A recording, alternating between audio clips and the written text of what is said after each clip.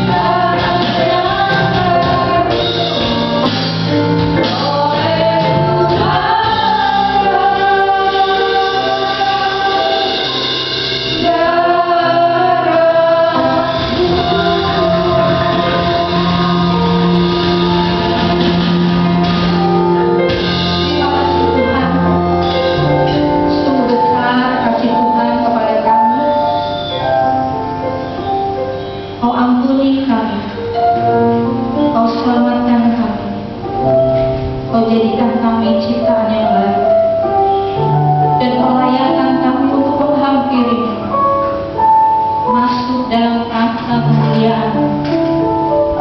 Bapa di surga, kasih yang besar kami rasakan juga di dalam kehidupan kami hari lepas hari.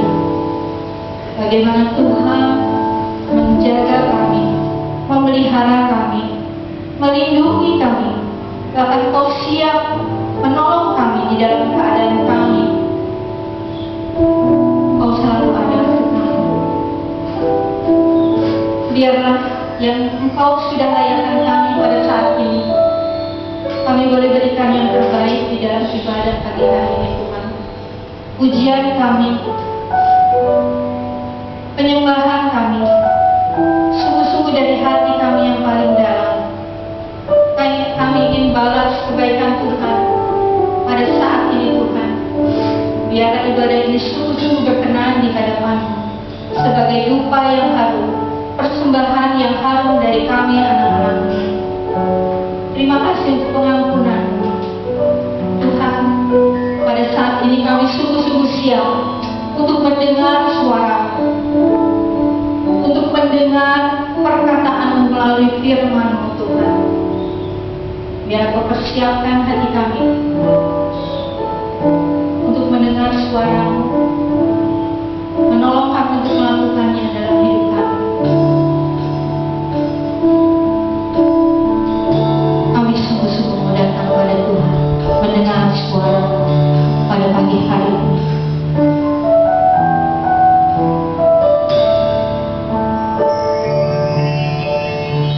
Sinar kemuliaan-Mu, Sinar kemuliaan-Mu, Bapa.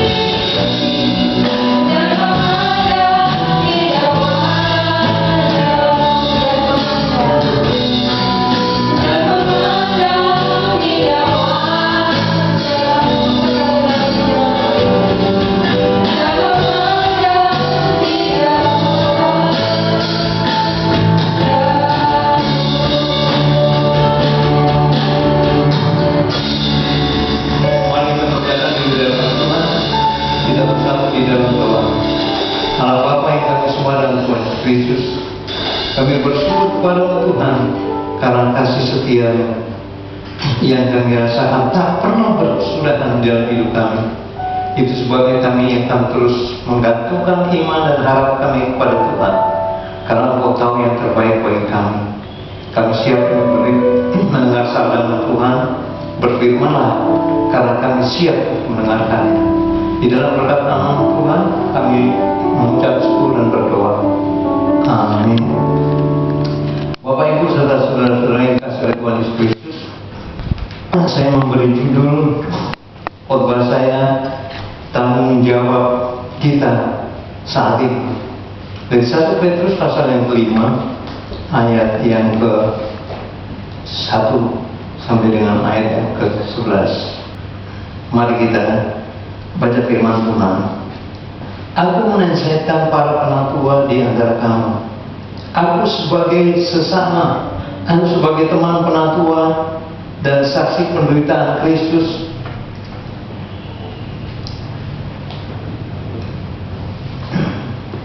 yang juga akan mendapat bagian dalam kemuliaan yang akan dinyatakan kelak. Ayat yang kedua, gembalakanlah kawanan domba Allah yang ada padamu, jangan dengan paksa, tetapi dengan sukarela, sesuai dengan kehendak Allah. Dan jangan karena mau mencari keuntungan bagi diri sendiri. Jangan kamu berbuat seolah-olah kamu mau memerintah atas mereka yang dipercayakan kepadamu, tetapi hendaklah kamu menjadi teladan bagi kawanan domba itu. Maka kamu apabila gembala agung datang, kamu akan menerima mahkota kemuliaan yang tidak akan melayang. Demikian juga kamu, hai orang-orang muda, tunduklah kepada orang yang tua, dan kamu semua rendahkanlah dirimu seorang kepada yang lain. Sebab Allah menentang orang yang congkak, tetapi mengasihi orang yang rendah hati. Karena itu rendahkanlah dirimu di bawah tangan Tuhan yang kuat, supaya kamu ditinggikannya pada waktunya. Serahkanlah segala kekhawatiranmu kepadanya, sebab Ia akan memelihara kamu. Sadarlah dan berjaga-jagalah.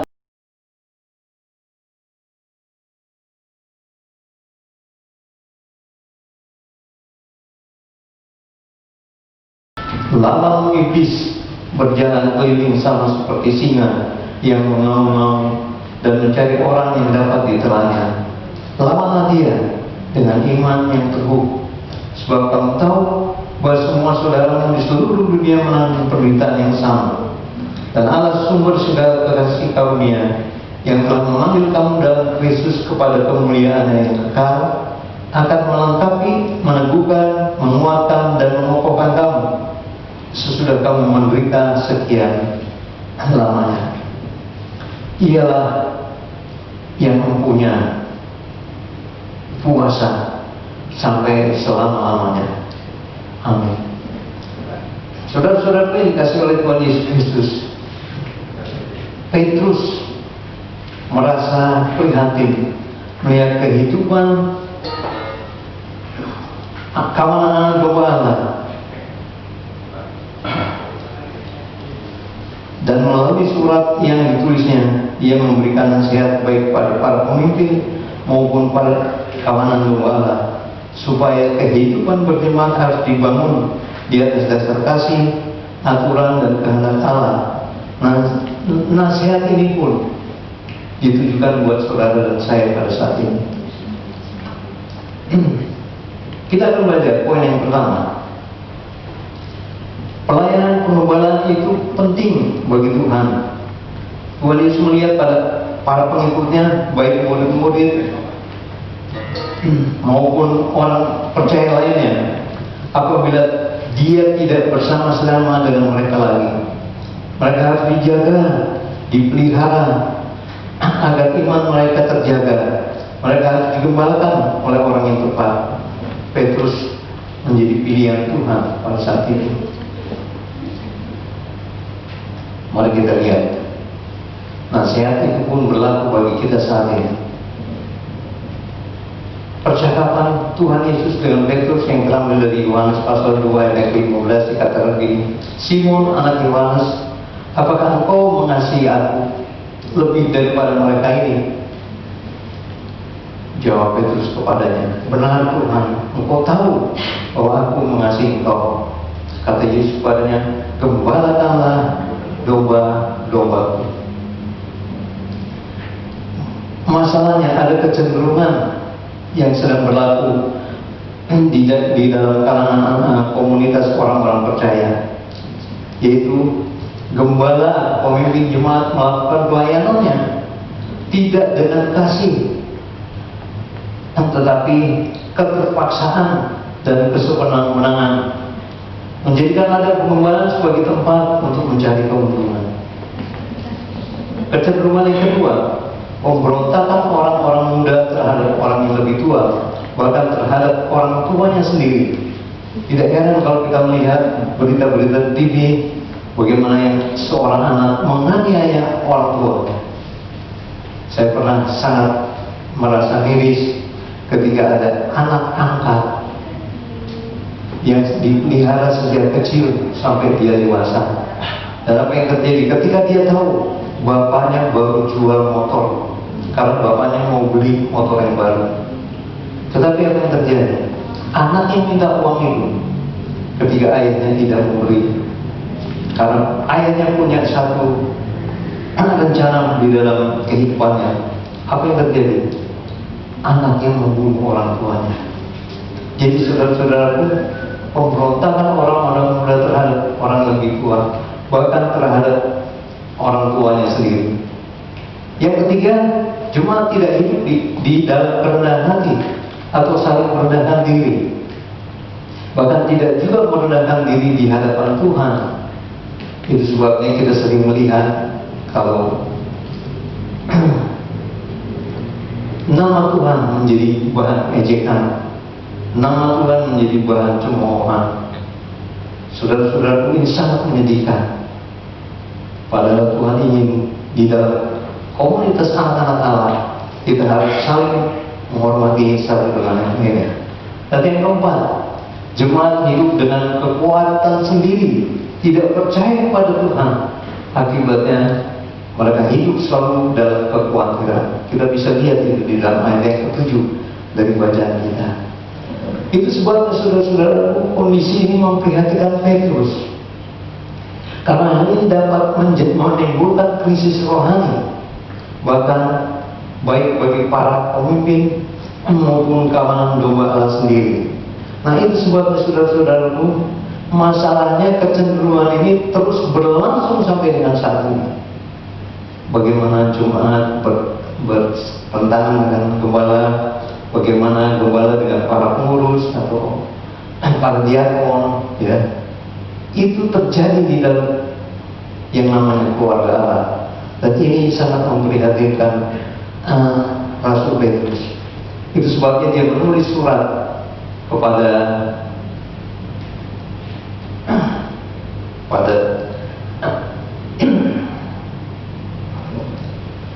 para jemaat sebagai orang yang telah mendapat mandat langsung dari Tuhan, di mana Tuhan berkata, gembalakanlah domba-dombaku. Perintah ini sangat penting, saudara-saudaraku. Itu sebabnya dia harus berbuat sesuatu. Dia menulis surat dan memberi nasihat kepada para pemimpin. Di dalam 1 Petrus pasal yang ke-5 ayat yang ke-2 sampai dengan ayat yang ke-3.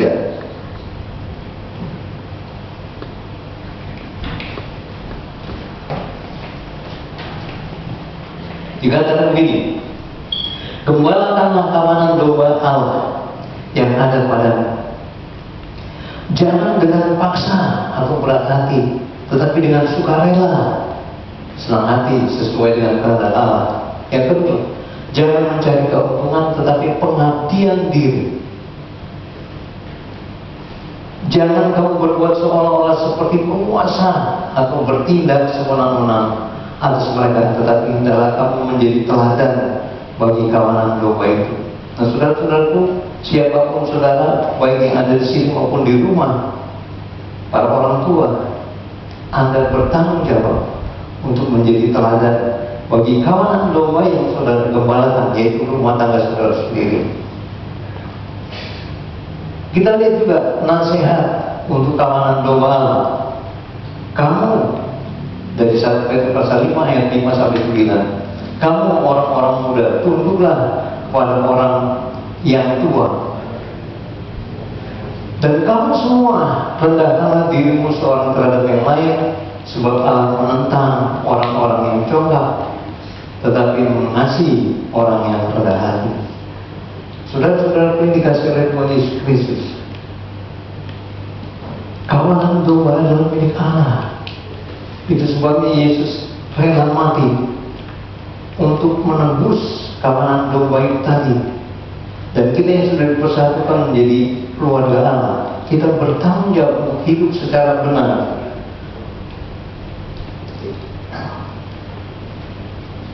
Dan ladang pengembala juga adalah milik Allah. Di mana kita berada, di situ ladang dan pengembala kita. Itu sebabnya para orang tua, Anda bertanggung jawab terhadap seluruh isi rumah tangga saudara, baik kepada anak-anak, bahkan kalau ada pembantu juga menjadi kawanan gembala yang harus saudara gembalakan. Kalau dia belum bertobat, doakan supaya dia bisa bertobat. Doakan anak-anak saudara. Pernahkah saudara berdoa bagi anak-anak saudara? Kalau anak kita sakit, kita cenderung beliin obat, tetapi kita tidak pernah berdoa bagi dia secara sungguh, mengajak dia bercakap-cakap. Nah, itu sebab saudara-saudaraku, kita harus mengerti bahwa kawanan domba Allah itu adalah milik Allah. Walaupun dia anak kita, tetapi dia adalah anak-anaknya Allah. Jadi, apa yang harus kita lakukan? Sadarilah, kita sudah diciptakan baru dalam Kristus. Pola hidup kita sudah berubah, tidak seperti orang duniawi pada umumnya, tetapi seperti Kristus. Dan kehadiran Roh Kudus dalam hidup kita memampukan kita untuk hidup berani dan benar.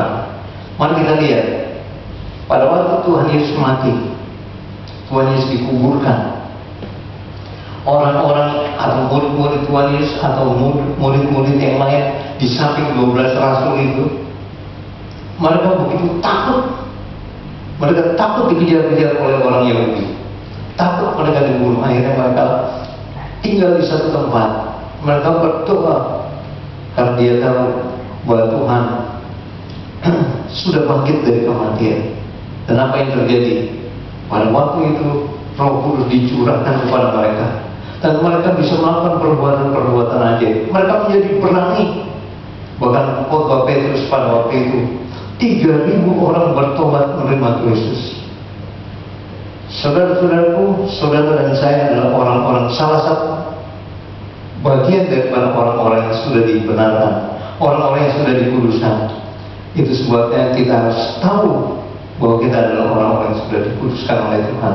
Jangan mencoba untuk bergaul dengan kuasa jahat. Yang kedua, jangan biarkan iblis membujuk saudara untuk berbuat dosa. Tetapi sadarlah dan berjaga-jagalah. Lawanmu si iblis berjalan keliling sama seperti singa yang mengaum-ngaum dan mencari orang yang dapat ditelan. Jadi saudara-saudara, ketika kita lengah, kita lepas dari kontrol Tuhan, pasti kita akan melakukan perbuatan yang salah. Karena pada waktu itu iblis menerang kita. Dia membisikkan perkara-perkara yang kita suka pada waktu kita masih berdosa lakukan. Ya. Nah, itu sebabnya janganlah kita membiarkan diri kita dicobai untuk melakukan perbuatan-perbuatan yang tidak benar. Namun yang menjadi masalah, 1 Korintus 3 ayat 3, Rasul Paulus menuliskan begini: karena kamu masih manusia duniawi, sebab jika ada di antara kamu ada iri hati dan perselisihan, bukankah hal itu menunjukkan bahwa kamu manusia duniawi dan bahwa kamu hidup secara manusiawi? Jadi kalau masih ada marah, masih ada iri hati, masih ada dengki, masih ada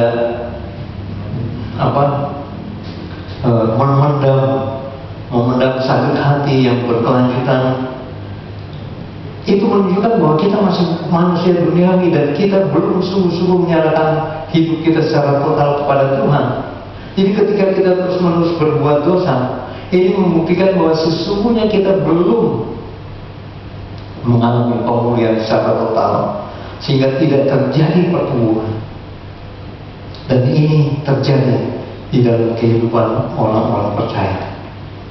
Saudara-saudara yang dikasihi oleh Tuhan Yesus, ini yang menimbulkan keprihatinan Rasul Petrus melihat kehidupan komunitas orang-orang percaya pada saat itu. Dan kalau Rasul Petrus masih hidup sampai sekarang, dia pun juga prihatin melihat kehidupan anak-anak Tuhan yang lebih mementingkan diri sendiri daripada mengasihi Tuhan. Jadi saudara-saudaraku, sadarlah dan berjaga-jagalah, lawan iblis yang berjalan berkeliling sama seperti singa yang mengaum-ngaum dan siap untuk diterkamnya. Pada waktu saya melihat dunia binatang di YouTube, ada seekor singa yang sedang mengancam anak beruang. Anak beruang itu begitu takut, dia lari, dikejar terus sama singa itu sampai dia lari ke gunung. Akhirnya dia ada satu batang pohon, dia jalan di situ karena batang pohon itu melintang di atas kali, dan airnya deras. Pada waktu singa itu melihat anak beruang itu sudah tidak dapat lari kemana-mana, dia secara pelan-pelan dan mendatangi anak beruang itu. Dan apa yang terjadi? Kayu itu patah, dan akhirnya anak beruang itu jatuh ke dalam sungai yang mengalir deras. Untuk sementara anak beruang itu bebas, tetapi apa yang terjadi? Singa itu tetap mengikuti di darat, sementara anak beruang itu terapung-apung di atas kayu di kali. Ketika sudah tidak ada jalan, terjepit, akhirnya singa itu siap menerkam. Tapi apa yang terjadi?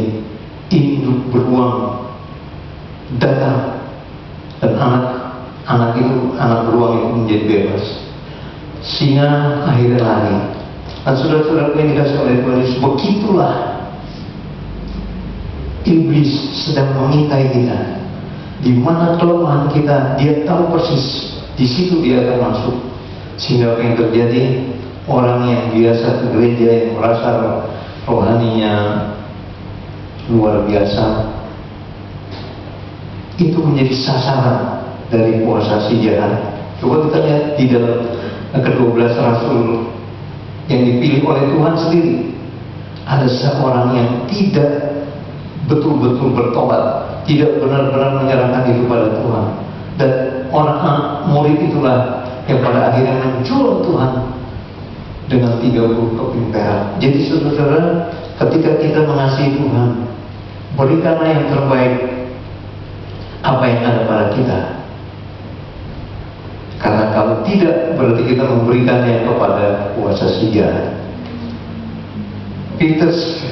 Peter Scazzero, seorang pendeta senior dari The New Life Fellowship Church, dia mengatakan hal yang mustahil untuk menjadi dewasa secara rohani sementara masih tidak dewasa secara emosi. Walaupun kita sering ke gereja, walaupun kita sering datang ke bagian bangunan rohani, walaupun kita sering berdoa, tetapi ketika kita masih suka marah, kita tidak mengelola emosi kita dengan baik. Ya, coba orang-orang kan melihat, ya, rajin ke gereja, rajin berdoa, rajin baca Alkitab, tapi digituin aja marah sampai meluap-luap. Jadi Peter Scazzero mengatakan hal yang mustahil untuk menjadi dewasa secara rohani kalau kita tidak dewasa secara emosi. Jadi emosi kita juga harus kita kelola sedemikian rupa supaya kita dapat disebut sebagai anak-anak Allah, karena kita harus hidup di dalam kebenaran. Yang ketiga, mengasihi Allah dan sesama dengan benar adalah mengasihi sesuai dengan kehendak Tuhan. Jadi dengan melibatkan diri, ya, mengasihi Tuhan itu adalah kasih tanpa terkecuali. Ada orang yang mengasihi karena orang yang dikasihi itu mengasihi dia. Saya senang dengan orang ini karena dia baik terhadap saya. Terus bagaimana dengan orang yang membenci kita? Padahal firman Tuhan katakan, doakanlah orang yang menganiaya kamu dan mintakanlah berkah bagi orang itu. Itu sebabnya kekristenan di mana-mana senantiasa diejek sebagai agama yang lemah. Di mana murid-murid Tuhan, saudara dan saya, kita menjadi bahan olok-olokan dunia. Karena sebetulnya kita berbeda dari orang-orang dunia ini. Yang ada dalam pikiran kita, bagaimana kita bisa dipakai Tuhan, bagaimana kita bisa memberitakan tentang kebenaran firman Tuhan kepada orang-orang yang ada di sekitar kita. Jadi saudara-saudara, mengasihi Allah dan sesama dengan benar artinya mengasihi sesuai dengan kehendaknya tanpa terkecuali. Dia orang jahat, orang baik, orang benar, kita harus tetap mengasihi dia. Orang berdosa tetap harus kita kasih dan kita doakan. Jadi dengan melibatkan diri dalam pelayanan bukan berarti kita sudah hidup benar dan kita sudah mengasihi Allah. Ya, sekali lagi, dengan melibatkan diri dalam pelayanan bukan berarti sudah mengasihi Allah dengan benar. Karena kasih kepada Allah itu hubungan pribadi kita dengan Tuhan, dan itu dapat dilihat dari sikap kehidupan kita sehari-hari. Saudara-saudaraku yang dikasihi oleh Tuhan Yesus Kristus, di dalam Matius pasal 16 ayat 21 sampai 23, ketika Tuhan mengatakan kepada murid-muridnya bahwa kita harus pergi ke Yerusalem karena anak manusia akan dianiaya di sana, akan dibunuh dan mati, tetapi pada hari ketiga dia akan bangkit. Terus Petrus menarik Tuhan Yesus dan dia katakan, Tuhan, sekali-kali tidak akan terjadi hal seperti itu yang kau katakan kepadamu. Karena Petrus melihat bahwa bagaimana orang bisa mengalahkan Tuhan Yesus, bagaimana orang bisa membunuh Tuhan Yesus, sedangkan orang yang mati saja didoakan oleh Tuhan, disuruh keluar dari kuburnya, orang itu keluar. Orang yang timbang oleh kerasukan setan, ketika dijamah oleh Tuhan, orang itu sembuh. Bagaimana mungkin, dalam pikiran Petrus, bagaimana mungkin Allah membiarkan kamu yang seperti itu sampai alam semesta pun ketika kau perintahkan untuk tenang, itu menjadi tenang. Jadi yang dipikirkan oleh Petrus adalah tidak mungkin Yesus akan mati. Tetapi apa yang dikatakan oleh Tuhan Yesus kepada Petrus, maka Yesus berpaling dan berkata kepada Petrus, "Enyala iblis,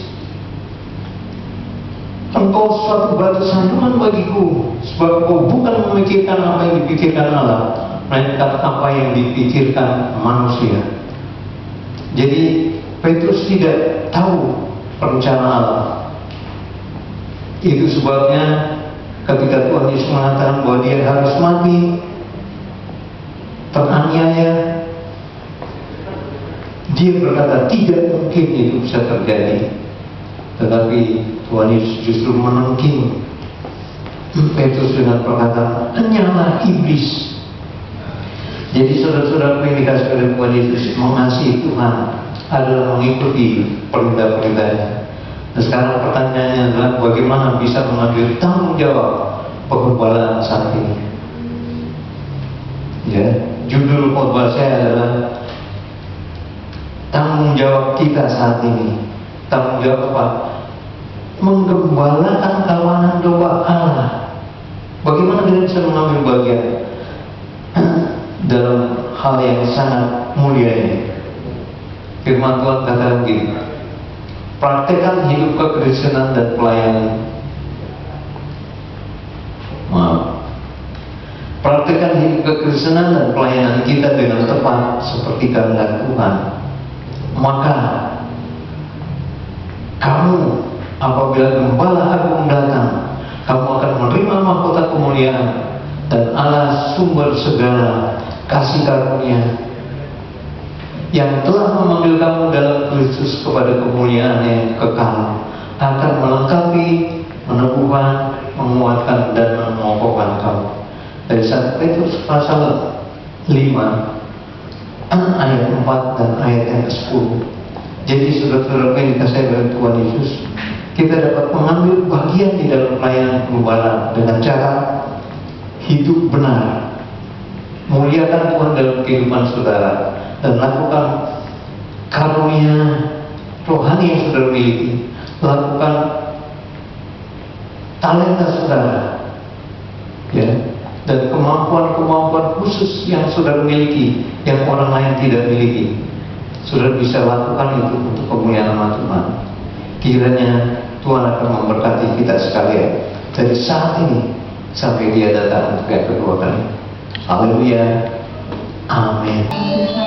Sebagai anak-anak Tuhan yang setia, kita akan memberikan persembahan kita pada ini. Kita akan menyerahkan persembahan dan kita akan firman Tuhan berkata, janganlah kamu mengumpulkan harta di bumi ngengat dan karat merusakkannya, dan pencuri membongkar serta mencurinya. Tetapi kumpulkanlah bagimu harta di surga. Di surga ngengat dan karat tidak merusakkannya, dan pencuri tidak membongkar serta mencurinya. Karena di mana hartamu berada, di situ juga hatimu berada. Mari kita berdoa. Allah Bapa, terima kasih pada saat ini Tuhan, kami menaikkan ucapan syukur kami Tuhan atas segala kebaikan-Mu, atas semua pertolongan-Mu, atas pemeliharaan yang sudah berikan kepada kami, berkat-berkat rohani, berkat-berkat jasmani yang tak bisa kami hitung satu persatu. Tuhan, lebih-lebih Tuhan, kami mohon ampun atas segala dosa kesalahan kami, dan kami juga mau mengampuni dan berdamai dengan orang-orang yang bermasalah dengan kami, supaya kami Tuhan tidak menghalangi kami untuk menaikkan ucapan syukur kami. Tuhan, kiranya Kau berkati setiap kami yang saat ini memberikan persembahan maupun yang belum bisa. Tuhan akan berkati lebih dan lebih lagi. Tuhan akan terus pelihara, dan juga Tuhan berikan hikmat kepada orang untuk yang mengelola persembahan ini, supaya boleh Tuhan persembahan kami boleh memuliakan nama-Mu, boleh memuliakan hati-Mu. Hanya dalam nama yang kudus Tuhan Yesus Kristus kami bungkus dan kami menaikkan persembahan kami. Amin.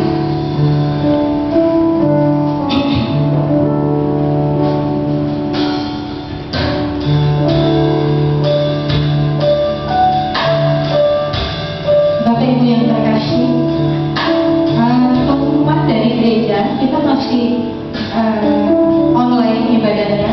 Bapak Ibu masih di rumah walaupun sudah rindu dan kangen, tetapi rupanya kita masih menunggu waktu Tuhan untuk kita boleh beribadah bersama-sama. Tetapi yakin dan percayalah bahwa waktu Tuhan adalah waktu yang terbaik. Oleh karena ibadah masih di rumah, jadi persembahan kita yang sudah terkumpul dari awal kita ibadah di rumah, yang belum menyerahkan kepada gereja, nanti bisa ditransfer ke rekening gereja. Tetapi percayalah bahwa Tuhan pasti berikan yang terbaik, dan waktu yang indah Tuhan akan nyatakan. Banyak pergumulan kita akan siapkan hati kita untuk berdoa bersama-sama, menaikkan kepada Tuhan segala pergumulan kita. Ku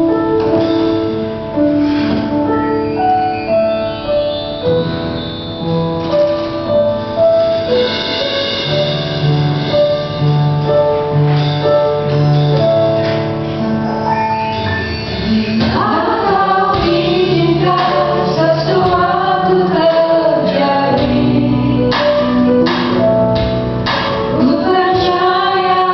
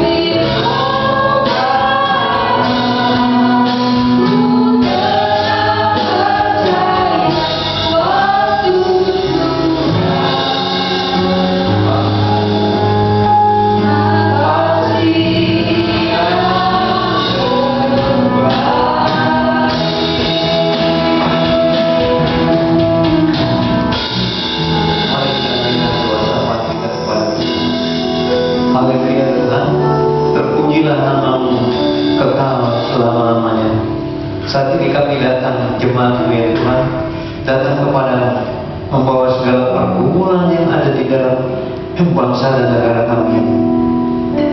Kami percaya Tuhan ada kuasa-kuasa yang mencoba untuk memancing kekisruhan di dalam negara kami berkenaan dengan COVID-19 ini. Tapi kami percaya Tuhan Engkau mempunyai cara untuk menolong pemerintah kami mengatasi segala perkara yang saat ini sedang terjadi di dalam negara kami ini. Berikan kekuatan dan kemampuan untuk mengambil keputusan yang tepat, baik dari Bapak Presiden, Wakil Presiden, jajaran menterinya, dari pusat sampai ke desa-desa. Kami percaya Tuhan, Tuhan memilih orang-orang tersebut untuk memimpin kami. Itu sebabnya kami akan taat pada peraturan atau aturan yang dikeluarkan oleh pemerintah sebagai rakyat di Indonesia ini. Kami juga berdoa Tuhan berkenaan dengan COVID-19 ini. Banyak orang-orang yang sekarang sedang mengalami kegoncangan. Satu hal, mereka harus tetap menjaga kesehatan mereka, terutama orang-orang yang sudah di atas 60 tahun. Mereka sangat rentan terhadap sakit penyakit. Tapi kami percaya Kau akan melingkupi mereka sekalian yang baik di jemaat-Mu di Gereja Baptis Indonesia Kunciran ini, bahkan di seluruh lingkungan kami sampai ke seluruh Indonesia. Kami percaya Tuhan bahwa Engkau berkuasa untuk menolong. Tetapi bagi mereka yang sudah Tuhan panggil, kami berdoa untuk keluarga-keluarga yang ditinggalkan. Berikan kepada mereka kemampuan untuk tetap bertahan, untuk tetap hidup, karena Engkau punya rencana buat setiap manusia. Itu sebabnya kami serahkan persoalan ini ke dalam kasih karunia. Kami juga berdoa untuk para dokter, untuk para perawat, untuk para medis, bahkan sukarelawan yang membantu untuk menolong orang-orang yang mengalami gangguan sakit penyakit karena virus ini. Banyak para medis yang sudah menjadi korban dan meninggal. Mereka meninggal di dalam tugas mereka. Kami berdoa Tuhan supaya apa yang mereka lakukan, jadi supaya mereka diperhitungkan oleh Tuhan. Terima kasih Bapak, terima kasih Tuhan. Kami juga terus berdoa untuk gereja kami ini. Banyak surat-surat yang harus segera diurus. Kami terbentur pada aturan-aturan bagaimana gereja bisa beroperasi. Kami berdoa untuk RT, kami berdoa untuk RW kami berdoa untuk Pak Lurah, Pak Camat, sampai ke Menteri Dalam Negeri dan para menteri, sehingga izin yang kami rindukan bisa keluar. Bapak Saudara kami percaya semakin kami berusaha untuk dekat dengan Tuhan, semakin iblis memisahkan kami dari kehendak Tuhan untuk kami lakukan dalam kehidupan kami. Itu sebabnya kami terus berdoa untuk masyarakat di sekitar kami. Walaupun izin kami belum selesai, tapi mereka dapat menerima keberadaan kami di sini sebagai suatu komunitas orang-orang percaya yang berkumpul dan berdoa bagi kelangsungan negara ini, bagi kelangsungan gereja ini, bagi hidup rohani jemaat-jemaat Tuhan. Kami berdoa Tuhan supaya mereka semua diberi kemampuan dan kekuatan oleh Roh Kudus yang hidup di dalam kehidupan setiap orang percaya, baik dari denominasi apapun. Kami berdoa untuk orang-orang Kristiani, baik Katolik maupun Kristen, supaya kami dapat melihat bahwa di balik semua peristiwa yang kami alami ada rencana dan maksud Tuhan yang indah yang kami akan alami ketika waktu Tuhan terjadi. Terima kasih Bapak, terima kasih Tuhan. Kami juga berdoa untuk setiap jemaat Tuhan dalam pergumulan mereka, baik mereka yang sedang bermasalah dengan masalah ekonomi, karena ada anak-anak Tuhan yang harus berhenti dari pekerjaan, yang harus di PHK, yang harus dirumahkan. Berikan kepada mereka Tuhan pekerjaan yang cocok, yang sesuai dengan kemampuan yang mereka miliki. Kami berdoa Tuhan supaya semuanya ini dapat terlaksana dengan baik. Tuhan sendiri yang memberikan pekerjaan, Tuhan sendiri yang menetapkan dia bekerja. Pasti Tuhan juga akan menolong dan melindungi. Kami juga terus berkumpul dan berdoa buat anak-anak kami yang saat ini sedang berkumpul dalam studi mereka, baik tingkat SD, SMP, SMK,